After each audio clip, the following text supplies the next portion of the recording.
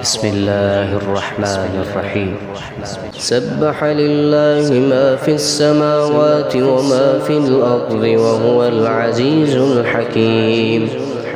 هو الذي أخرج الذين كفروا من أهل الكتاب من ديارهم لأول الحشر ما ظننتم أن يخرجوا وظنوا أنهم مانعتهم حصونهم من الله فأتاهم الله من حيث لم يحتسبوا وقذف في قلوبهم الرعب يخربون بيوتهم بأيديهم وأيدي المؤمنين فاعتبروا يا أولي الأبصار.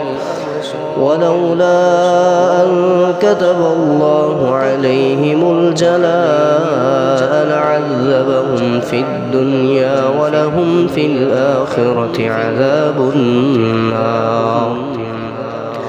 ذلك بأنهم شاقوا الله ورسوله ومن يشاق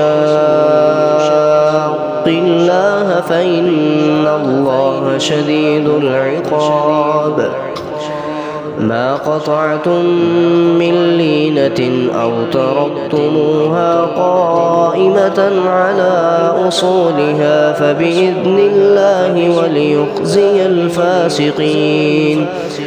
وما أفاء الله على رسوله منهم فما أوجفتم عليه من خيل ولا ركاب ولكن الله يسلط رسله على من يشاء والله على كل شيء قدير.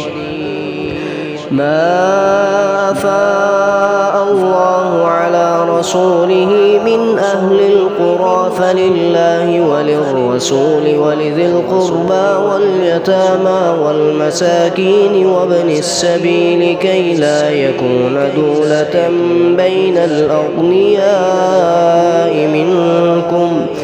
وما آتاكم الرسول فخذوه وما نهاكم عنه فانتهوا واتقوا الله إن الله شديد العقاب.